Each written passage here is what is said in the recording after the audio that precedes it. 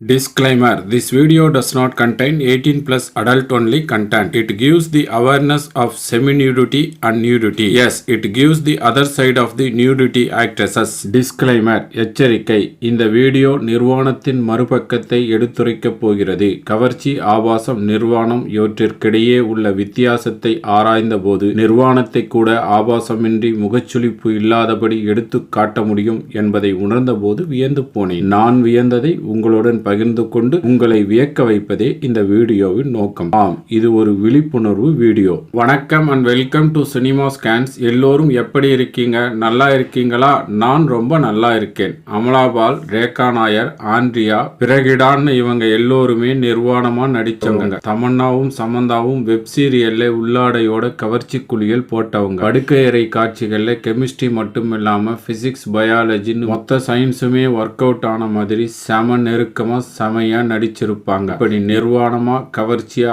ஆபாசமா நடிச்சாங்கன்றத கேள்விப்பட்டதுமே முகத்தை சுளிப்போம். அதுக்காக நிர்வாணமா நடிக்கிறது நான் சரின்னு சொல்ல வரல. நிர்வாணமா நடிக்கிறது சரியா தப்பான்றத இந்த வீடியோவோட எண்டில் பார்த்துக்கலாம். இப்போ நான் சொல்ல வர்றது என்னன்னா, நிர்வாணமா நடிக்கிறதுன்றது அந்த காலத்துல இருந்தே வந்திருக்கு. நிர்வாணமா நடிச்ச இன்றைய நடிகைகளை பத்தி பார்க்கறதுக்கு முன்னாடி நிர்வாணமா நடிச்ச அன்றைய நடிகைகளை பத்தி பார்க்க வாங்க ஃப்ரெண்ட்ஸ், வீடியோக்குள்ள போலாம். சினிமா வர்றதுக்கு முன்னாடி சுமார் 143 வருஷங்களுக்கு முன்னாடி 1880களில் சொந்தமா நாடக கம்பெனி நடத்தி வந்த நடிகை பாலாமணி அம்மாள் தாராச சங்கம் என்ற நாடகத்துல நிர்வாணமா நடிச்சிருக்காங்க. தாராச சங்கம் என்ற நாடகத்துல சந்திரன்றவரு தாரகைன்னு ஒரு பெண்ணை தன்னோட அடிமையா வச்சிட்டு இருப்பார். ஹீரோ கேரக்டர் நேம் சந்திரன், கதாநாயகி பேர் தாரை. ஓகேங்களா? சந்திரன் எது சொன்னாலும் தாரை அப்படியே கேட்பாங்க. நீ எனக்கு நிர்வாணமா வந்து எண்ணெய் தேய்ச்சி விடணும்னு சந்திரன் சொல்ல தாரையும் நிர்வாணமா வந்து எண்ணெய் தேய்ச்சி விடுவாங்க. சந்திரனா ஒரு பெண்ணும் தாரையா பாலாமணி அம்மாளும் நடிச்சிருப்பாங்க. உடம்புல மெலிசா இருக்கிற ஒரு வெள்ளை ஆடை அணிஞ்சிட்டு வந்து சந்திரனுக்கு எண்ணெய் தேய்ச்சி விடுவாங்க. மெலிசான இந்த வெள்ளை ஆடைய அந்த காலத்து லெக்கின்ஸ்னு சொல்லலாம். பந்தம் வெளிச்சத்துல இந்த காட்சி அவங்க நிர்வாணமா இருக்கிற மாதிரியே தெரியும்.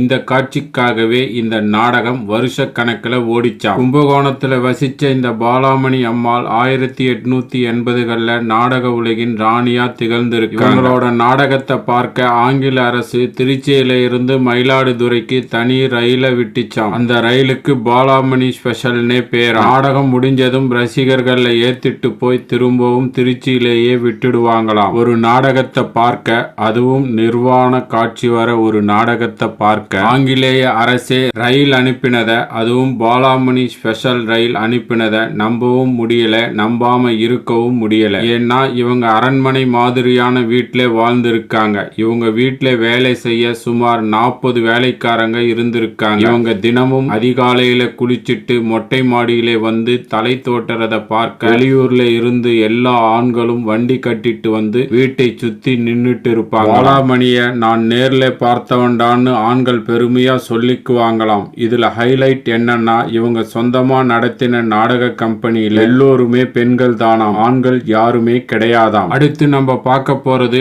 1973 வெளியான கே பாலச்சந்தர் சாரோட அரங்கேற்றம் படத்தை பத்தி. கே பாலச்சந்தர் சாரோட அரங்கேற்றம் படத்துல பிரமிளா நிர்வாணமா நடிச்சிருப்பாங்க. கழுத்து, தோள்பட்டை, முதுகுன்னு பின்பக்கத்தை மட்டும் காட்டி நிர்வாண காட்சியை எடுத்திருப்பாங்க. பணத்துக்காக கதாநாயகி சோரம் போறத போஸ்டர்லேயே பாலச்சந்தர் சார் காட்டியிருப்பாரு. பிரமிளா கவுந்து படுத்துட்டு இருப்பாங்க. முதுகு மட்டும் தெரியும். அந்த முதுகு கூட முழுசா தெரியாத மாதிரி ரூபாய் நோட்டுகளை முதுகு மேல அப்படியே பரப்பி வச்சிருப்பாங்க. இத போஸ்டராவே வெளியிட்டு இருந்தாங்க. இந்த போஸ்டர் 1973 அந்த காலத்துல ஒரு பரபரப்பை ஏற்படுத்திச்சு. இந்த காட்சியை எடுக்கிறப்போ பாலச்சந்தர் சார் தன் கூட கேமராமேனை வச்சிட்டு ஷெட்ல யாருமே இல்லாத மாதிரி பார்த்துட்டு பாதுகாப்பா தான் இதை ஷூட் பண்ணினோம் பாலச்சந்தர் சார் சொல்லியிருந்தார். அரங்கேற்றம் படத்துக்காக வெளியான இந்த போஸ்டர்ல பணத்துக்காக தொழில் பண்ற நாயகின்றது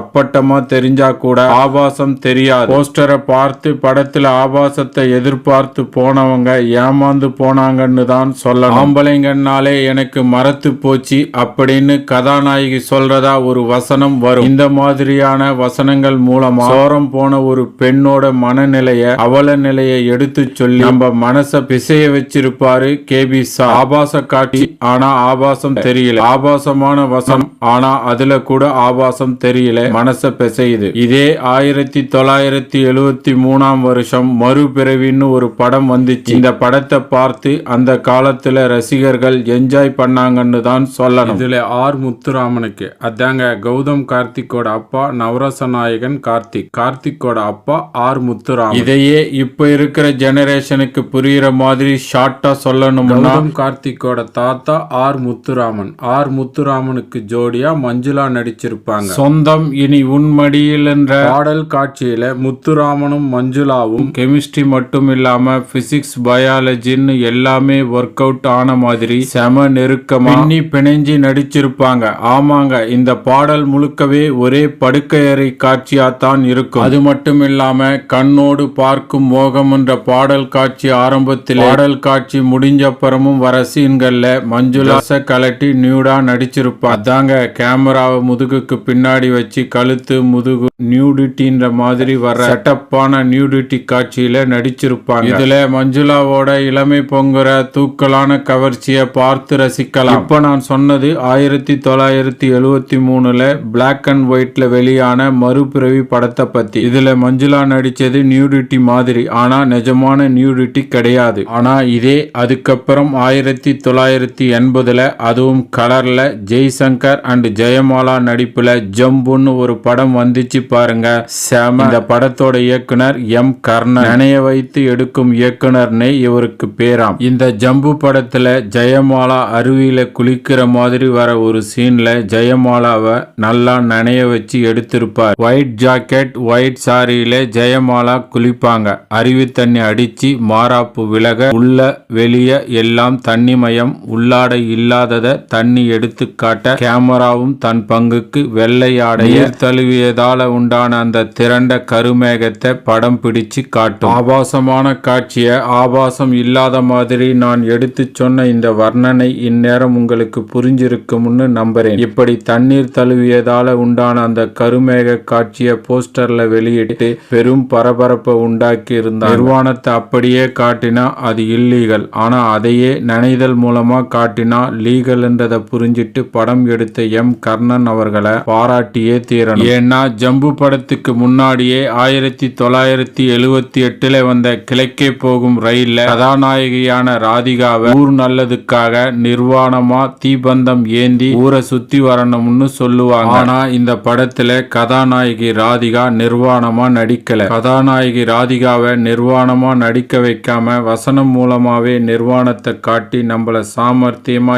ஏமாத்தி இருப்பாரு பாரதி ராஜா சார். வசனம் முன்னதும் தான் எனக்கு ஞாபகத்துக்கு வருது. இதே மாதிரி வசனம் மூலமா டைலாக் மூலமா நிர்வாணமா பார்த்ததை பேசி பேசியே விழாநோக சிரிக்க வச்சிருப்பாரு அண்ணாமலை படத்துல நம்ம சூப்பர் ஸ்டார். ஆமாங்க, குஷ்பு குளிக்கிறத பார்த்த நம்ம சூப்பர் ஸ்டார் முழுசா பார்த்துட்டேன்னு சொல்லி அரங்கமே அதிர்ற மாதிரி கைத்தட்டல் வாங்கிடுவாரு. இதுவரைக்கும் நாம பார்த்தது எல்லாமே அன்றைய திரைப்படங்கள்ல வெளியான நிர்வாண காட்சிகளை பத்தி தான். ஆமாங்க, நிர்வாண காட்சிகள் அன்றும் பார்த்தீங்கன்னா 3 விதமா நம்மளை ஏமாத்தி இருக்காங்கன்னு தான் சொல்லணும். 1, வசனம் மூலம் டைலாக் மூலம் நிர்வாணத்தை பத்தி பேசி நம்மளை ஏமாத்தினது. உதாரணம் கிழக்கே போகும் ரயில் அண்ணாமலை. 2, கேமராவை ஹீரோயினுக்கு பின்னாடி முதுகு தெரிகிற மாதிரி வச்சு கழுத்து தோள்பட்டை முதுகுன்னு காட்டி ஏமாத்தினது. உதாரணம் அரங்கேற்றம் மறுபிறவி. 3, இப்படியெல்லாம்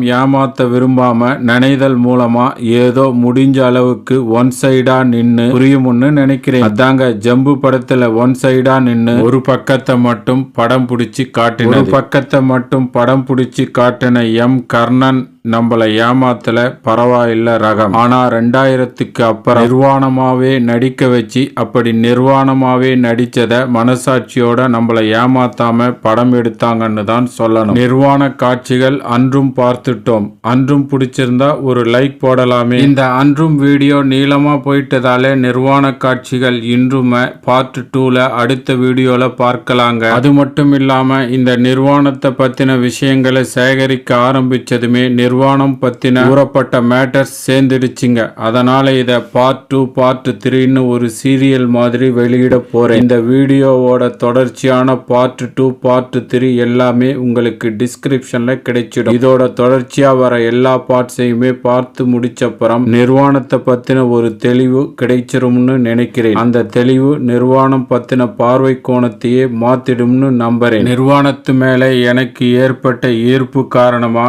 நானும் சராசரி மனுஷன் தானே, எனக்கு மட்டும் ஈர்ப்பு வராதா என்ன? எதுல விட்டேன்? நிர்வாணத்து மேல ஏற்பட்ட ஈர்ப்பு காரணமா தேட தேட படிக்க படிக்க கேட்க கேட்க நிறைய விஷயங்கள் என்னை ஏதோ செய்ய, அது எல்லாத்தையும் அப்படியே உங்களுக்கு முழுசா தர நினைச்சதோட விளைவுதான் மினி சீரியல் மாதிரி இத்தனை பார்ட்ஸா உருவாகிடுச்சு. ஓகே ஃப்ரெண்ட்ஸ், டிஸ்கிரிப்ஷன்ல லிங்கை கிளிக் பண்ணி வாங்க. செகண்ட் பார்ட்டில் சந்திக்கலாம். தேங்க்ஸ் ஃபார் வாட்சிங். நன்றி, வணக்கம்.